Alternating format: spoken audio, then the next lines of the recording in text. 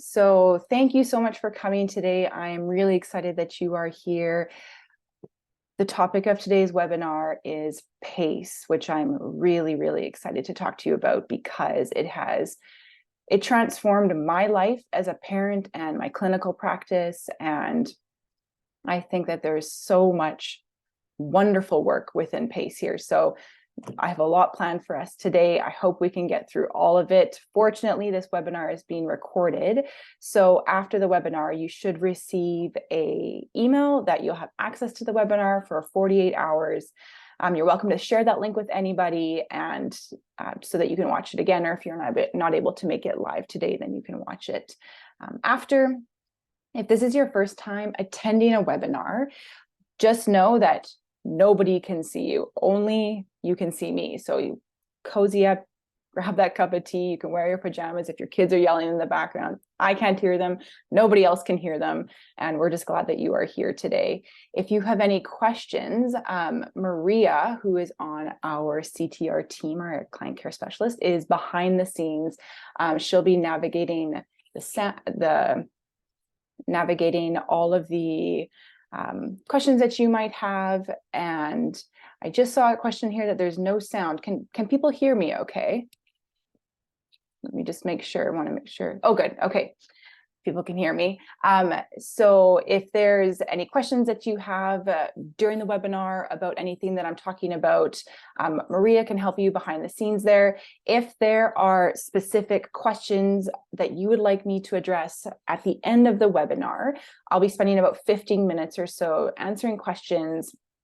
So under my video, there will be a Q&A function, just right underneath here. If you hover your mouse, there should be Q&A. So write your question into there, and nobody else can see your question, and I'll go through those at the end, and I'll try to answer questions that I think are relevant to everybody's who here and our topic that we're talking about today.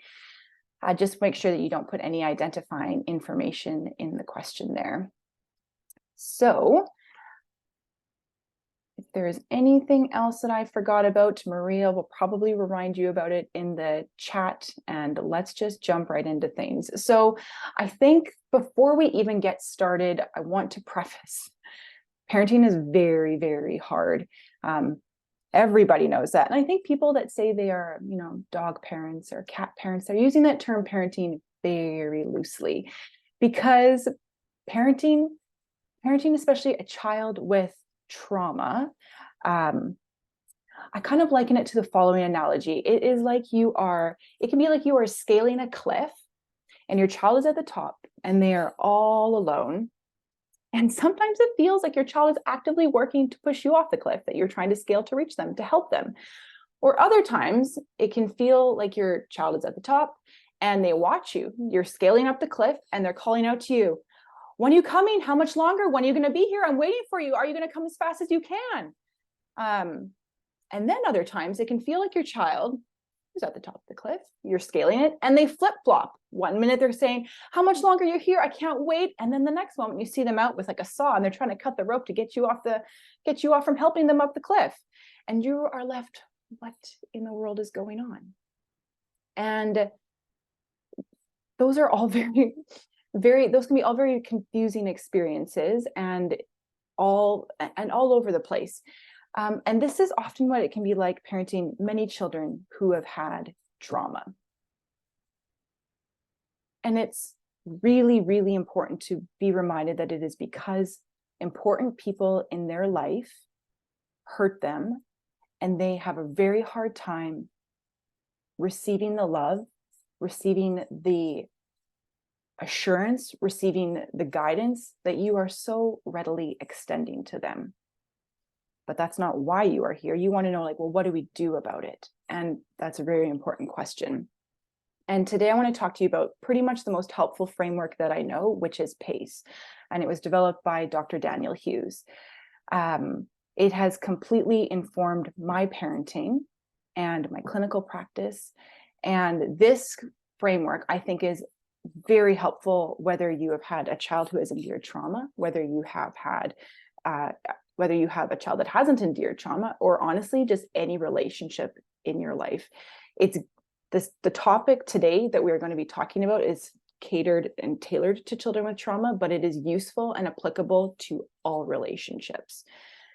Before we dive into the framework, just telling you a little bit about myself. So my name is Renae Regehr, should have mentioned that in the beginning here. I am a clinician on the Complex Trauma Resources team. I do private practice. I am a mom to 4 kiddos, both biological and adoptive. I have 3 boys and a girl. And I co-founded a charity called Care for Women, where we support new mothers during that complex month, mothers who feel alone after they bring their baby home from the hospital. Because especially when you bring your baby home, you're in a vulnerable stage. And I see that as one of the most upstream ways to support families. And so I care so deeply about this topic of trauma, both personally and professionally. And I'm really glad that you are here today for the next hour to talk about PACE. So let me share my screen with you and we will get started.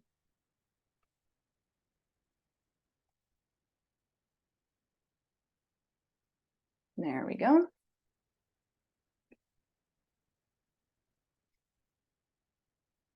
So the framework that I want to share with you today is PACE, and it stands for playfulness, acceptance, curiosity, and empathy. And at first glance, it can seem incredibly straightforward and easy to do, quite frankly. But I really want to warn you not to underestimate this approach or overestimate your current capacity at it, because it can be complicated, and it takes practice, because it's an overall attitude that you learn to develop to be with not just children, but people in general. And it takes skill. It takes practice, to develop this skill. It was developed by Dr. Daniel Hughe, who is a psychologist out of Maine, at the east coast of Maine, our neighbor in the US, who has been working with children and teens and families who have suffered trauma for the past well over 40 years. And PACE developed by him looking at the foundations of a relationship between a parent and a baby. PACE is basically the core ingredients of how a relationship develops between a baby and a parent. And most of us, if you hold a new baby, or if you have a new baby, we know how to do this intuitively. But as our children get older, we can lose this paceful attitude. And so I'm going to spend a bit of time talking about what are these core ingredients, because I think it's going to inform you as to why it's so important. So then as you practice it, leaving this webinar down the road, it'll give you energy and resilience to want to go back and to try again. Because I probably want to say right up front that even if you practice PACE perfectly, if you are accepting and curious and empathic, it doesn't mean that your kid, our child, or student, whoever we're talking to, is going to is going to start speaking the way we want them to, or going to start to open up the way we hope. It is the closest way that I know to create psychological safety for a child, but it takes practice, and it takes time to build trust in our children and our partners and friends that we're going to continue to be accepting and curious and empathic and playful when it's appropriate. So that got messed up there. That's supposed to say, when you have a new baby in front of you, you are constantly asking yourself the question, what is going on? If their baby is crying, you're asking yourself, are they gassy? Are they hungry? Are they scared? Are they tired? Are they cold? What is going on for them? And we don't argue about their experience. We are deeply, deeply curious, because when we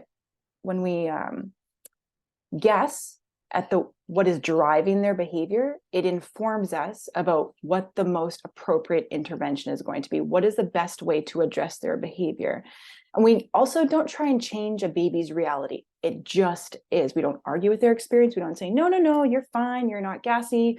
or when they're hungry when a newborn is hungry, we don't say to them, no, like, stop crying, I'm gonna feed you soon. We just accept them and we soothe them and we say, I know you're so hungry, and when I pull over, then I'm gonna help you. I know it's not too much longer, it's so hard. Partly we say that for our own benefit, or at least I do, to soothe my own nervous system. But we just accept our newborn's reality just the way that it is. And we're constantly, again, playing this detective role. What is going on? And as we engage in this sort of dance and trying to know and meet their needs, and then we get it right and we get it wrong, and then we guess again, this helps our infant to know that they are seen, that their needs are going to be met, that they're special, that they're secure, that they can be soothed, and that they're safe by their parents. And that's really what builds this secure attachment. And these core ingredients, this acceptance, this curiosity, this empathy, and playfulness, are those core ingredients. And for children who haven't experienced safe relationships, they don't know how to take advantage of the love that their parents are so, again, readily extending to them or offering to them, PACE is a way to create this psychological safety so that we lay the foundation for them to be vulnerable, to open up, to be curious, to reflect about what is going on for them. So one point here is, once we have an idea of what is driving the behavior, we can decide what is the most effective way to address this behavior. And one thing before we jump into what the components of PACE are, I love what Dr. Hughes says, is that PACE ultimately, it slows us down as the parent, as a person who is talking and engaging with the child or the youth in front of us, and helps us see this person in front of us in the light of the context that they are in, and seeing their mind and their heart of this child who is generating the behavior. So, what is PACE? PACE pauses us from going straight to behavior, which, if you are like me, and I love having annoying, overstimulating, frustrating behaviors stop. I want them to stop right away. And that's normal because we're humans and we have a nervous system and we can feel tapped out and maxed out. And our children's behavior can be so exhausting, whether it's frequent arguing or this constant need to control, or maybe they're never wrong, or they're completely shut down, or they don't take any ownership of their actions, or they have these huge emotions that go from delight and ecstatic and over the top to rage or to despair. And it's just this roller coaster that you're on. Or maybe they avoid conversations. It can be all over the place. The list could go on, and it can be very, very exhausting. And as parents, we naturally see a behavior and we want to evaluate it, we judge it, we need to make sense of it, because we need to understand what needs to happen with the behavior. I'm actually going to stop sharing my screen for a second here. I'm just going to chat about this for a moment. So,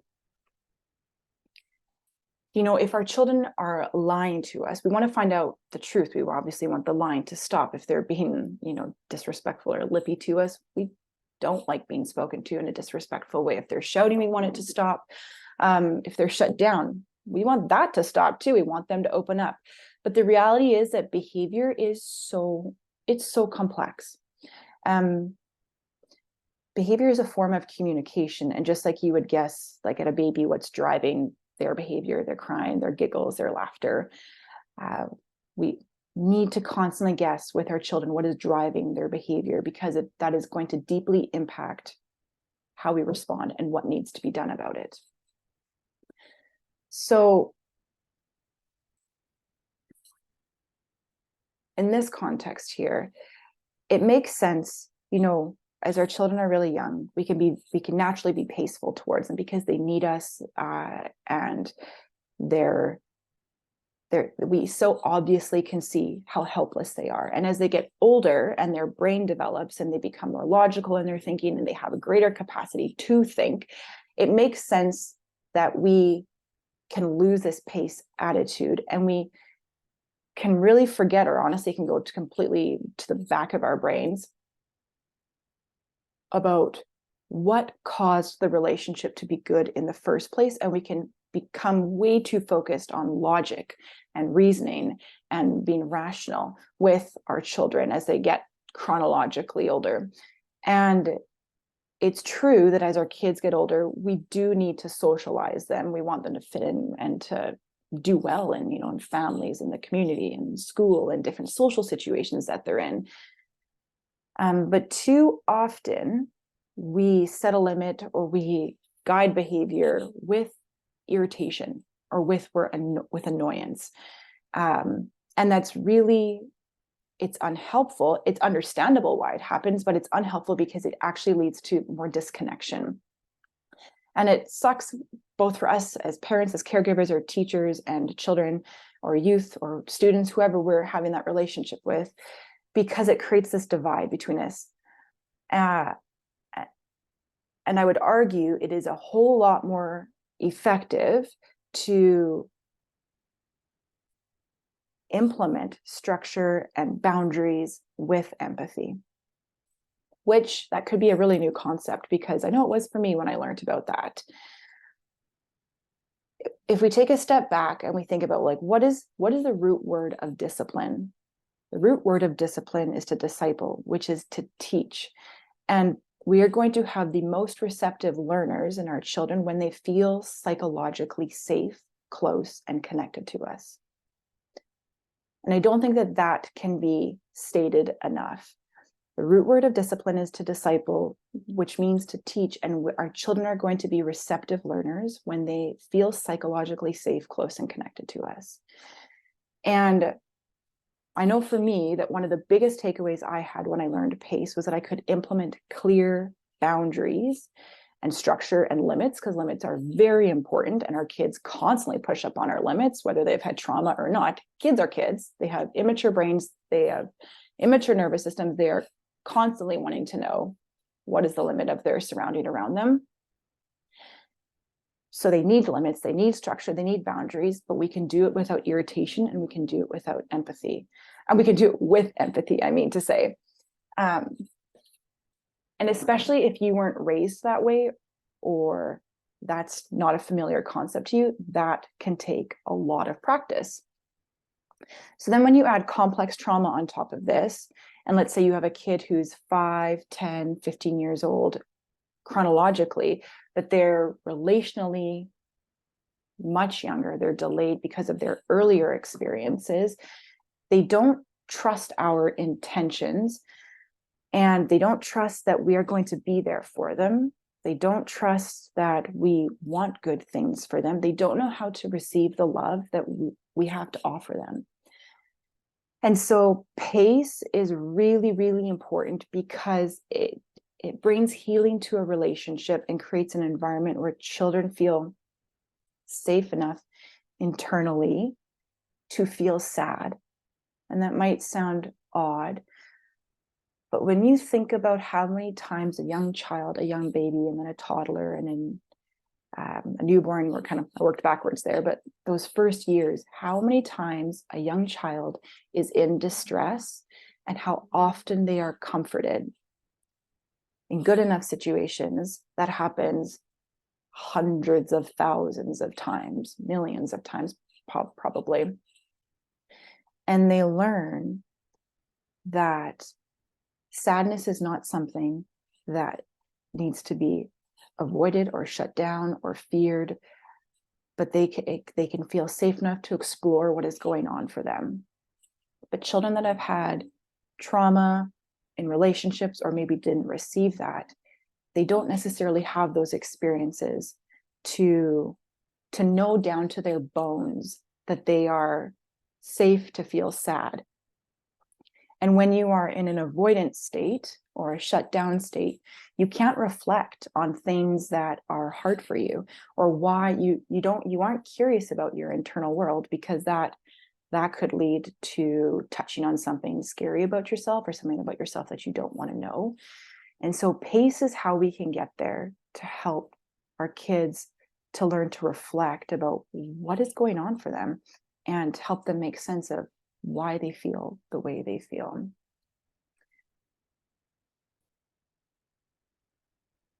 If a child has had broken relationships in the earlier parts of their life, then in order to heal those broken relationships, they need to be healed in the context of relationship. So let's jump back into pace now.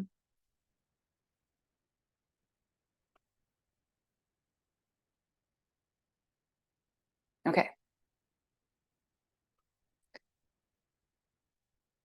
So what is pace? The first part of pace, the P stands for playfulness.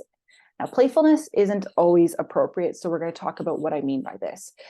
Play is this incredible gift because it helps us, it soothes our brain essentially.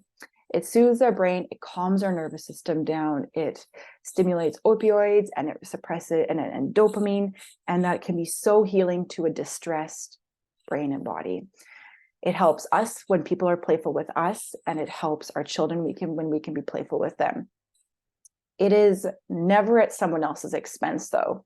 So this isn't sarcasm or pointing out the silver lining of something. This is sometimes play just isn't appropriate, but it's getting at this lightness, this hope that we want to embed into a relationship. And when we're being playful, it's also not that we're trying to mask things that are actually hard for us, or we're trying to avoid hard conversations. We want to be able to be silly. And often relationships, especially ones where there's, with children, for many children that have had a trauma, and there's manipulation and what looks like manipulation and lying and control, it can be strained. And so it can be incredibly hard to have a playful attitude with our child, especially if you are in a state of blocked care, which is basically, if blocked care is a new term for you, it's basically your brain and your nervous system are in a stressed and defensive state because parenting has been really hard for really, really long. And it's really hard to be playful if you aren't feeling open and engaged. And it's the opposite, because you're stressed and you're defensive. And if that feels like that is you, then I'm giving another webinar in December all about blocked care. And I'm actually creating a course about blocked care, because there can be a lot of shame when we are in this state of blocked care because we aren't parenting the way we want to parent. And you might even be thinking right now, well, there is no way on earth I can be playful right now. There's no way on earth. I am just like, I'm burnt out and I'm tapped out and I've got no rope I'm at the end of my rope. And there is a way out from blocked care. And particularly as we're going through this PACE framework, just as the context of this webinar is talking about PACE to our children, you need someone to be paceful to you. So if that describes you and you feel burnt out from parenting or teaching or caregiving or whatever your role is in working with children or youth, we have a link that we'll be sending out for the course if you'd like to sign up for that when it becomes available, or the webinar in December. So PACE is so effective because it lowers our children's defensive states. It can really disarm them. And for children that have had trauma, they tend to have very extreme emotional responses because the earlier parts of their life, perhaps they didn't learn how to modulate those, their emotional experiences. So sometimes when you are being playful with a child that has had trauma, you can't be too silly or you can't be too funny, because there's a part of them that wants the good times to go on forever, and that can easily actually get out of hand. So you really have to be kind of tune in to read your kid about what is their capacity for fun and for play. And some kids, they're learning how to handle fun. It can be too much for them. And so you can be playful in very small ways, such as making fun of yourself, or, doing a silly dance, or you like exaggerate and trip and fall down about something, or you make fun of yourself if you stutter or stumble and you just poke fun at yourself. That's often a really good into being playful there. It can be very disarming. If you have younger kids, I was trying to think of stories as I was going to do this webinar. So for a younger, if you have children that you're caring for that are younger, my son, when he was around 4 years old, he went through this stage where he would yell all the time, "You don't love me," in a very accusatory way when I did anything to disappoint him. And sometimes empathizing with him would work, but other times it just totally set him off. And what I learned was that play really worked for him. So one day he was saying to me, "You don't love me, you never play with me." And he was so upset with me. And I couldn't argue with his experience. So, "I don't love you. Let me check your teeth and see if I love you. If you have teeth, it means that I love you." And then in the most dramatic way that I could, I checked his teeth. And fortunately, that time it worked. What works one time may not work the next time. And that scenario ended with him laughing and smiling. But then the very next day, or maybe it was even later in the day, he said something to me again. And he said, "You don't love me and I don't have any teeth." And so then I just was like, "Oh my goodness, well, let me see if you have ears." And then I went for his ears again. And what works one time may not work one time, but that's just an example of how you can be playful. Another one is that one of my other children was much older, was singing the song about how much I didn't love him. It was, he made up this song about how I didn't love him and I didn't care about him. And it was, shutting it down was impossible. I had tried it. It was bugging me like crazy. And finally, the way that I was most effective in addressing it was that I joined in singing with him in this awful harmony and pretending to be a pop star and wanting him, not teasing him and being belittling him, but truly making fun of myself, but trying to engage with him in a playful way. And from that moment on, the song, it seemed to disarm the power that song had for him. And that was, fortunately for both of us, well, probably more for me, a huge win.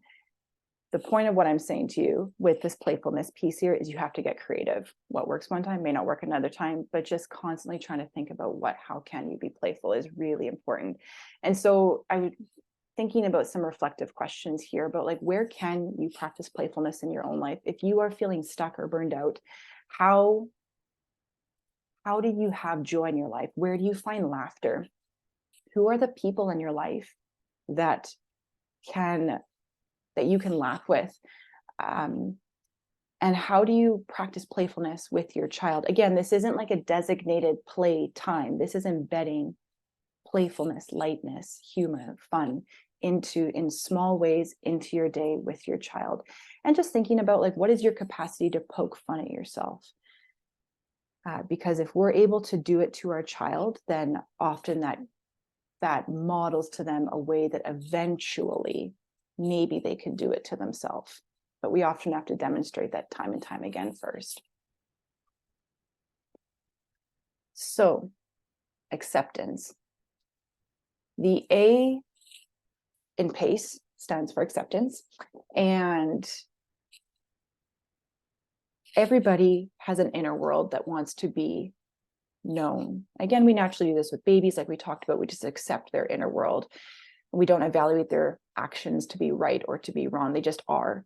And it's this first primal attitude of acceptance without evaluation that we want to do really with everybody, but particularly with our children. Because the reality is we can't change what someone is thinking or feeling or hoping or wishing for or worried about. And when we enter into their reality, it's not our reality, it's theirs, and we accept it, this unconditional acceptance for their inner world, it helps them feel seen and heard and understood. It is the closest way the most effective way to feel seen and heard and understood. Now, I think that sometimes that can be incredibly, oh, just a moment here.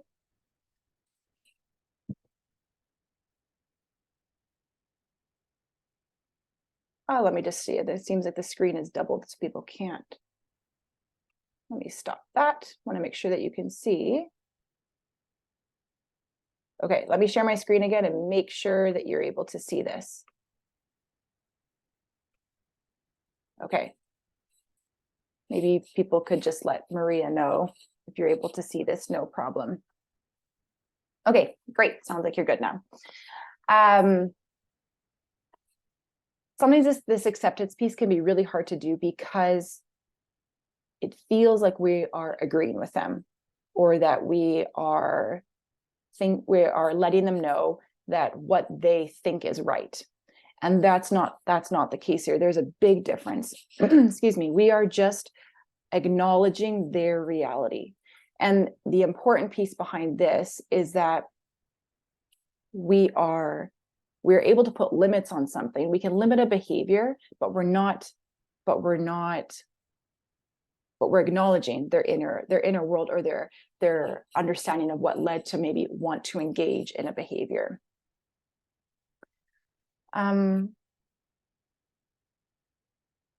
It's the same with your feelings. It is beyond annoying when someone comes to you and you start to share with them about what you're thinking or what you're feeling, or especially if there's a bit of shame and you're worried about how they're going to judge you or evaluate you. If someone starts to judge your internal experience and say things like, why would you even think that? Like, how could you think that? Or what is wrong with you? Or maybe they don't say it with their words, but you can see it in their body language and their eyes and their tone of voice. That is the quickest way to shut us down.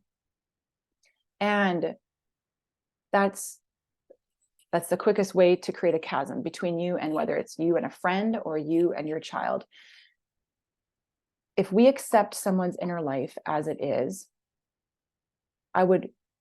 we are conveying to them, again, in the most effective way, that we can see them, we can understand why they might be feeling the way they're feeling, and it'll lead us into this much more productive, conversation about their disappointment, about their worries, which will lead them to a much more vulnerable state. If someone comes to me in a session and says to me, and especially if they're in a state of blocked care and they say something like, I can't stand being around my child. And if you're worried that I'm going to say to you, what? Like, just be thankful that you have a child. Or obviously I wouldn't say that, but if I'm going to criticize them or I'm going to judge somebody, they're not going to open up. They're going to remain alone. They're going to remain stuck in their thoughts. And that's a terrible place to be, because you just spiral further down into this shame. And you're all alone in this pit. And you can start to think over time, like, what type of person am I? What type of parent am I? Am I even cut out for this?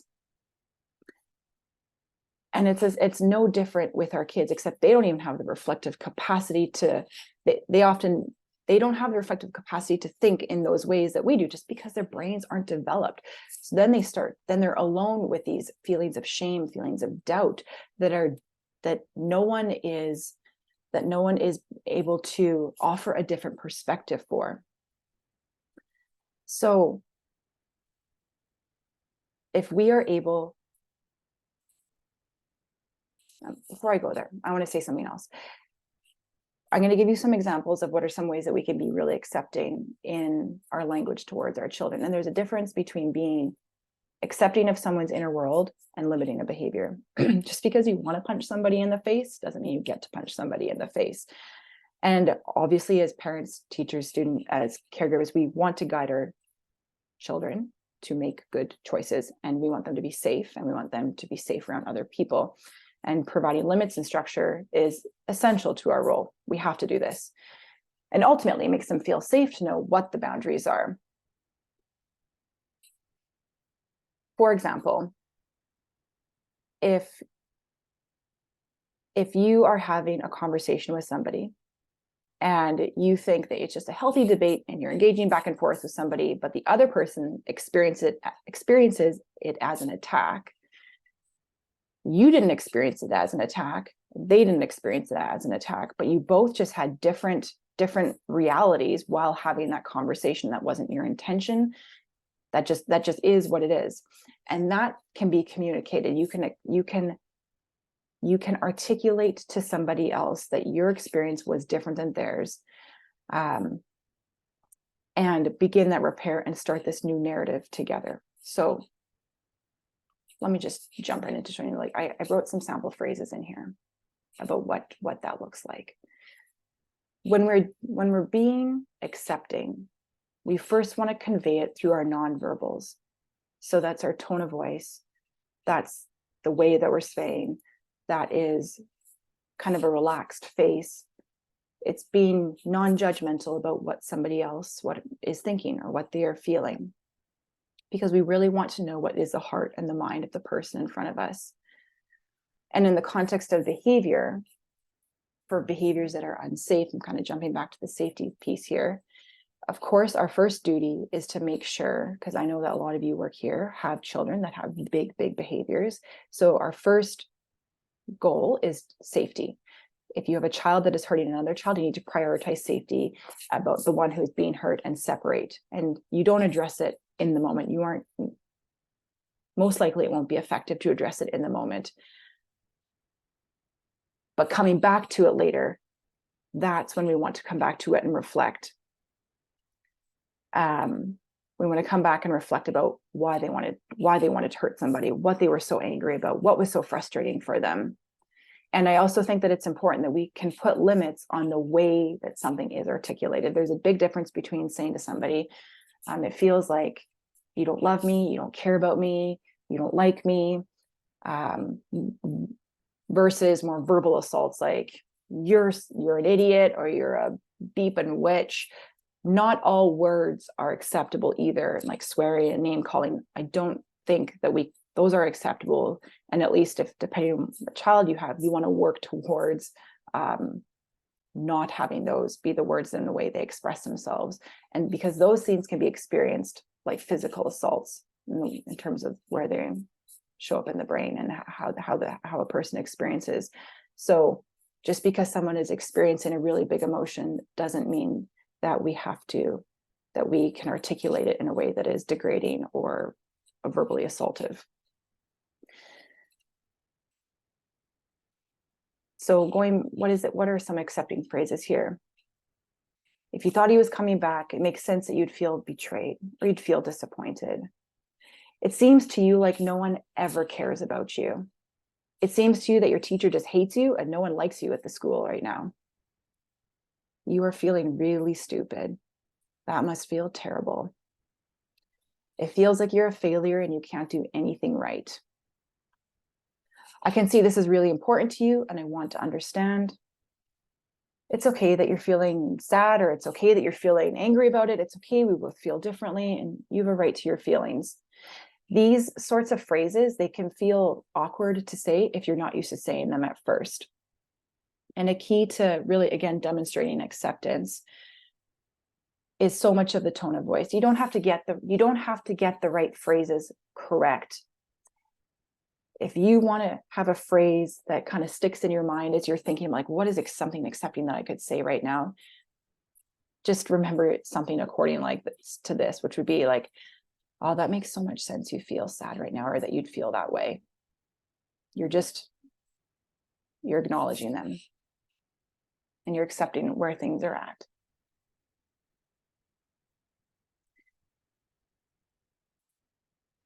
For kids who are shut down and don't talk about what they want to, what is going on for them in their inner world, it's really important that we muse out loud. So musing out loud is basically, if you think of a news reporter, when they're reading the teleprompter in front of you, it's like a running stream of consciousness. And I don't want you to be a running stream of consciousness, but kids that are shut down, often they don't have the skill. Sometimes they don't have the skill, or they haven't spent the time learning how to reflect. And so we actually have to teach them how to reflect about what to connect their feelings to their thinking. And sometimes when you hit the nail on the head, they deny it, they avoid it, they pretend that's not the case. And so that's where using your spidey senses as a parent, as a teacher, whether you've hit it on the head, and accepting and using acceptance at that time to know maybe this is too hard for them to talk about right now. And you can even say something like that. Well, I wonder if that's actually the case, and this is pretty hard to talk about. That's okay, we can talk about it later. So you don't necessarily press the issue, but you acknowledge and trust that maybe what you are sensing, that there's something deeper and that there's more. And often this takes repetitions, lots of repetitions for a child to kind of try on a feeling, to try on what you're saying, and to acknowledge that is how they're feeling, or to acknowledge that's how they're feeling, or to even tie it to their own experience. So thinking about acceptance in your own life, where do you experience acceptance? Are there people in your life that you can experience acceptance from? And more importantly, did you experience acceptance for who you were growing up? And if you could imagine what feeling accepted would be like, what would that be like for you? And what is hard to accept about your child's inner world? Sometimes that last question can be so hard, because there's often such a deep lack of trust. And we don't want that there. It's so at odds with who we are as parents. We have so much love to give. As caregivers, as teachers, we want the best for our kids. And it's really hard to name a reality for our child that says, it's hard to trust me. You're worried that a part of you, you might be worried that I like your siblings more than you. You might be worried that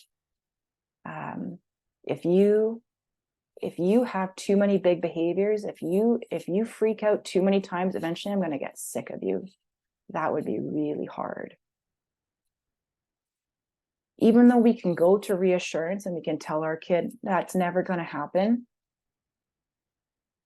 if we name the thing that is hard for them, there is often so much fear wrapped up in the thing that is hard for them that they sometimes they don't want to speak it, because if they speak it, what if it means that it's true?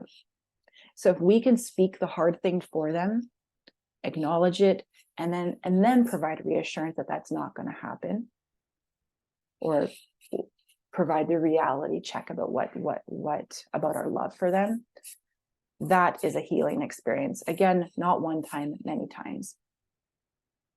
We could spend a whole webinar just talking about acceptance, but I want to move the conversation along because I just realized that we have about 15 minutes left. Curiosity.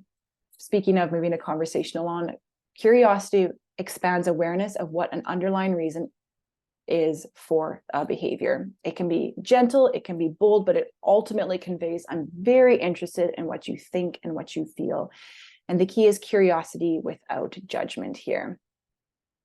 So this isn't interrogation. This is gentle, this is curiosity.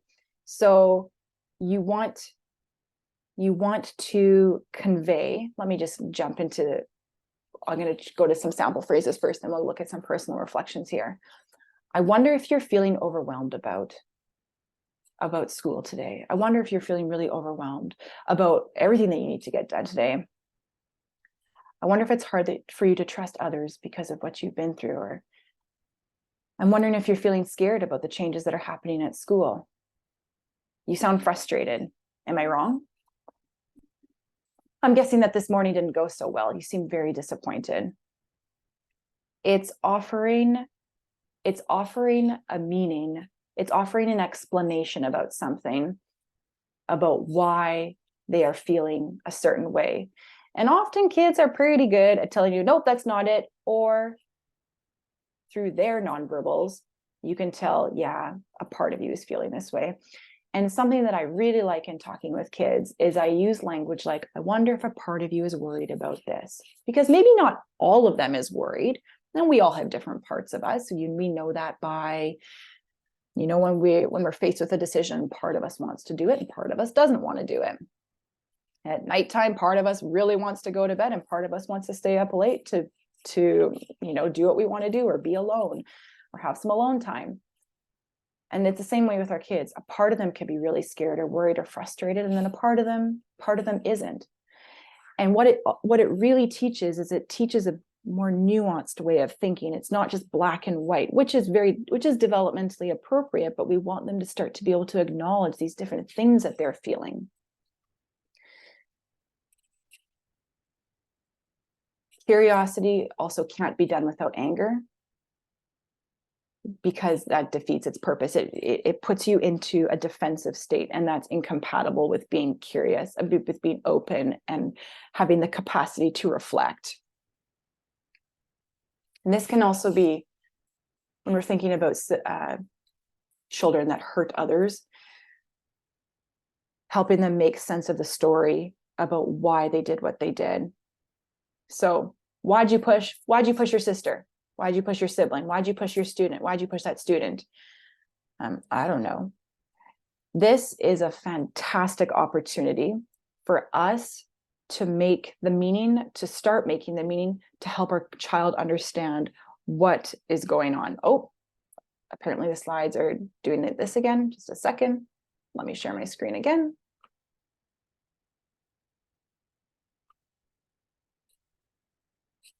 Hopefully that's better. So in this case, what you can say to them is something like, I wonder if you pushed Erica. You were so angry at her before because of what she said to you yesterday, and there was a part of you that wanted her to pay back from what she did.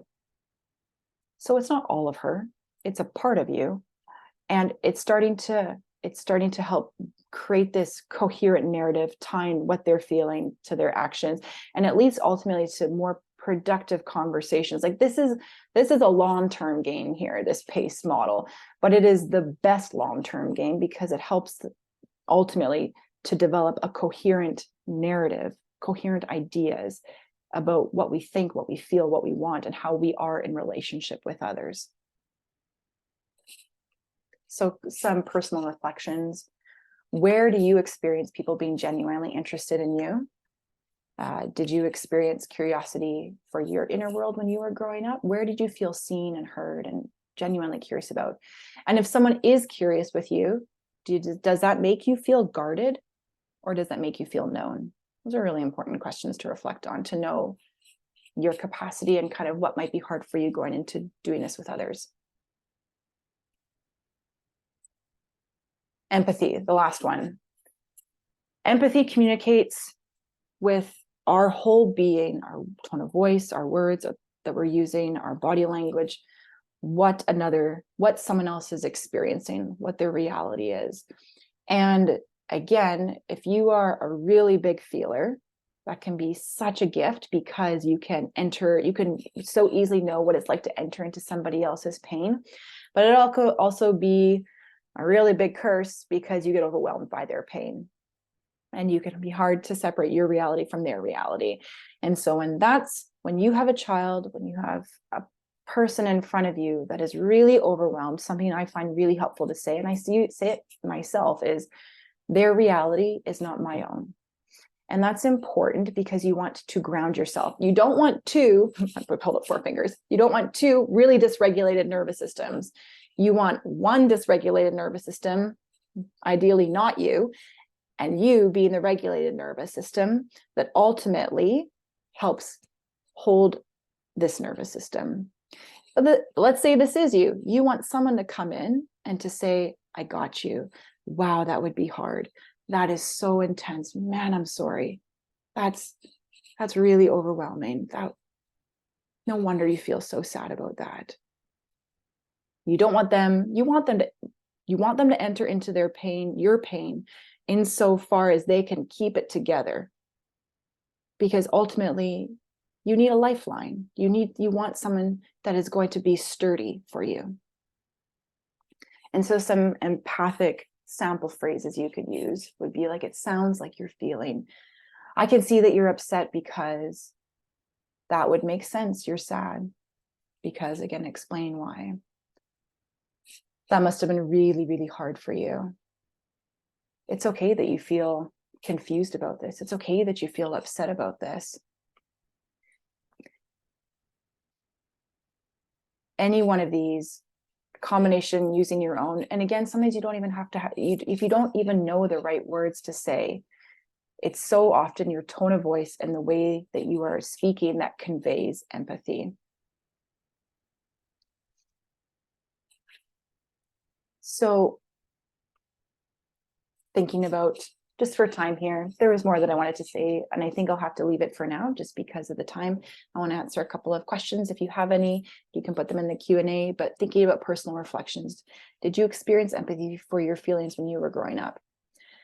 If someone is empathic to you, how does that make you feel?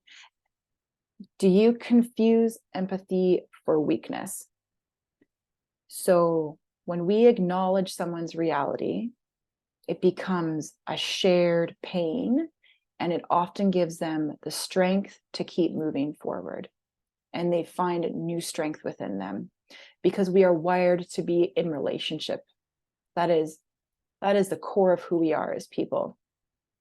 And so when we can help shoulder someone else's pain, we can take a lot more. And so it is a huge sign of strength. What would it be like for you to convey empathy to your child? And what would be hard about being empathic towards your child? If you are, parenting has been hard, teaching, caregiving has been hard for you, that might be a state of blocked care. And really what you need from somebody in order for you, your nervous system to feel to feel safe and open and engaged again, is to have someone to be paceful to you. It's very, very important. So what was broken in relationship must be healed in relationship, and PACE provides us this framework. So don't get hung up on the exact phrases, but it's a framework. It's a way of looking at our children, looking at relationships, about how to create psychological safety and connection. So before I jump into a few minutes of questions, if there are kind of two resources, if you have any questions, I put my contact information at the bottom here. And then there's this new course that we're going to be talking about, blocked care, how to heal from it. That is the link if you'd like to be the first to know when it's going to be live.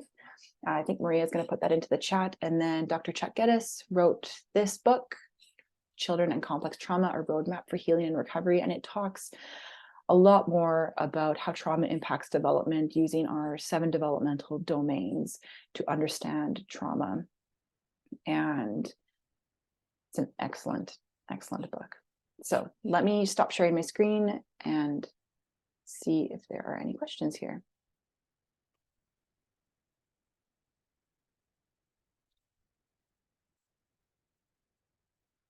So a question is, doesn't playing positively reinforce undesired behavior in the examples that you're sharing? For example, the teeth and the ear play when they say they don't love you. That's an excellent question. So it depends on how you are doing it, and only you know what your intention is for that. I had tried in those examples shutting it down, and that wasn't working. It was only making it worse. I tried stopping it in so many ways, and finally, when I joined in a playful way, did it have the desired? Did it help? Play isn't always going to be appropriate. And because what it did in these examples, what it did was it kind of took the power away from this song. It took the power away from the phrase of what was being said. It made it something that we both weren't scared to engage in. Because as a parent, I want my children to know so deeply that I love them. And so when they're saying things like that to me, they know that I don't like that. But by me engaging in it and then coming at it with kind of like a tsunami of love, it wasn't a scary concept anymore. We were able to engage in it. You will know kind of in your gut whether you're whether you're playing in a way to shut something down, or whether you're playing to be sarcastic. And you're not always going to get the play right, because play can be very hard, especially if you weren't played with as a child, or maybe just you didn't do a lot of play. And so you always can repair that and say, oh, that's not how I meant it to come across. That's not what I meant to say. And there's been many times where I've been playful and it landed wrong. It totally landed wrong. And I had to repair that. And I am no perfect parent. Nobody is. That's what makes us interesting. We're humans, we're not robots. And so repair is another piece there, because we can come back and say, I'm really sorry. I meant to be funny. It wasn't actually funny, and I misread the situation. Another question: how do you navigate a situation where they're completely shut down? For example, completely unresponsive to every attempt. And if you keep making attempts, the child youth becomes violent and aggressive. Oh man, that is really, really hard. So you have to read the child in front of you, what their capacity is. What can they tolerate? Where are they, like, what is their window of tolerance before they become dysregulated, they escalate, or they shut down? And how can you meet them in that window? For some kids, it's a very narrow window. Sometimes you have to talk about other kids. You have to talk about using it through stories, sometimes through your own life experience. But sometimes if you talk directly to them, it hits too close to their shame, and they can escalate. It's a lot of trial and error. And that's what I love about the PACE framework, is that you might not get it right, but you're going to constantly be curious and coming back as to what's going on. So ideally, if you're able to, when they are regulated, that's your opportunity to go in and to reflect about, and maybe they don't have much of a capacity, and you might say something like, man, that was really hard before. Do you know what was hard about that for you? And maybe that's all they can handle. Maybe just that one question to begin with. Maybe they have a better example. Maybe they have an example. Maybe what I'm trying to say is that they don't know how to reflect, or you just come in and you say something like, man, that was really hard before. I wonder if you were really irritated. I wonder if you were so angry at me. And you name it. Again, it might be one sentence. The goal is that through this PACE framework, through curiosity, repeated, like repetitions of curiosity, when you're not putting out a fire, they're going to slowly learn the skill to reflect. That is the ultimate gift that we want to give our children. And that's a lifelong gift. Some people don't learn that very well in life. But especially if you've been shut down and earlier in life, you're not going to have that channel open. So it's a marathon. It really is a marathon. And you're not going to get it right all the time. But again, it's this framework. Okay. I'm sorry that we don't have much time for any more questions. Thank you very much for joining us today. I'm really grateful that you spent an hour with us. And there's going to be an email sent out with a link to this recording. So you'll feel free to share it. We're going to send out a PDF, like a condensed version of the PowerPoint with some of the sample phrases that are on there as well, so that hopefully you didn't have to like take notes or screenshots. So you can have that right there as well too. If you have any lingering questions, my email was in there as well. And just again, thank you for spending time with us today. It is hard healing, caring for, working with children in general, but children who have had trauma. So if you are looking for more resources to kind of understand how trauma impacts development, Chuck's book Complex Trauma, A Roadmap for Healing is an excellent resource. And then if you are feeling stuck and you are feeling like you are in that state of blocked care where you're going through the motions, but it's just, it is hard, sign up to that course. And when that becomes available, you will be the first to know, but I'm also doing another free webinar in December about that as well. So thank you very much. And I hope you have a great rest of your day, everybody.